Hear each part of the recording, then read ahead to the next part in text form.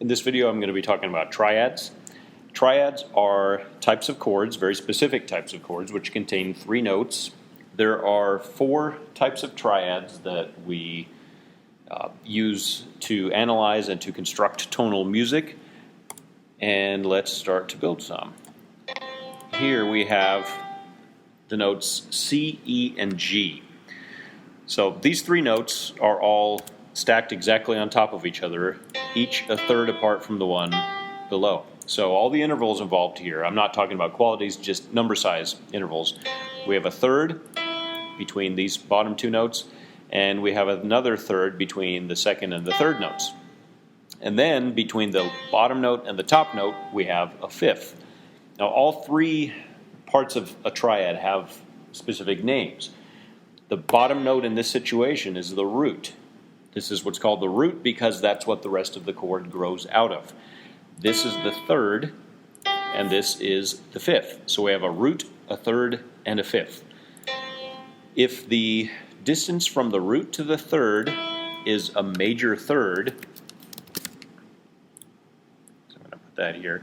It's a major third from C to E, and if the distance from the root to the fifth is a perfect fifth, then this is a major triad. Okay, so a major triad consists of a major third and a perfect fifth. So again, all I'm looking at when determining this quality is the distance from the root to the third and the distance from the root to the fifth. So I'm comparing all of the members of the triad to the root, and that's how you determine the quality.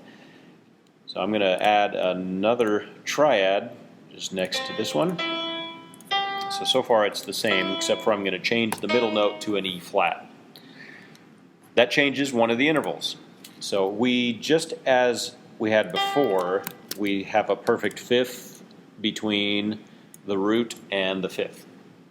However, in this situation, because it's an E flat, we have the interval of a minor third between the root and the third.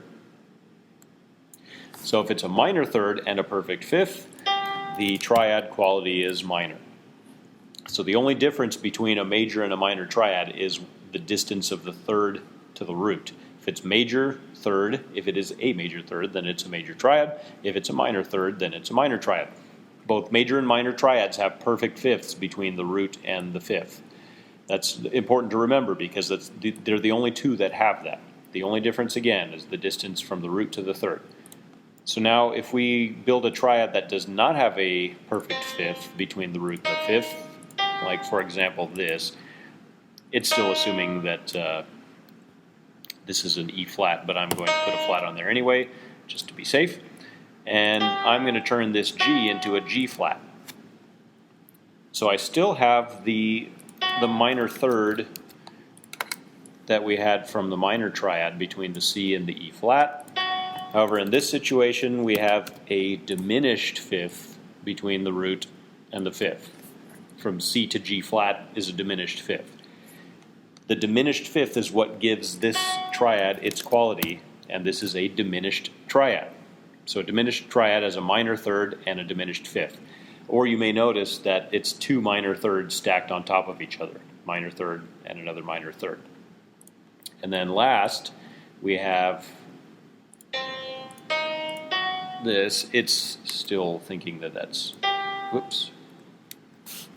It's still thinking that that's an E flat. So just to be safe, I'm going to put that natural there, and I'm going to turn this G into a G sharp. Okay, so as we saw before, the distance from C to E, like in the major triad, is a major third. So we had a major third, and the distance from C to G sharp is not a perfect fifth, but it's an augmented fifth. If you have a major third and an augmented fifth, this is an augmented triad. These are the only 3 types of triads which we are concerned with in tonal music theory: major, minor, diminished, and augmented. So the major and minor both have perfect fifths between the root and the fifth, and then it's the third that determines the quality. These are by far the 2 most common of the triads. And then the diminished fifth is given its name because of the interval between the root and the fifth, the diminished fifth. And then the diminished triad, I meant, is given its name because of the diminished fifth. The augmented triad is given its name because of the augmented fifth between the root and the fifth.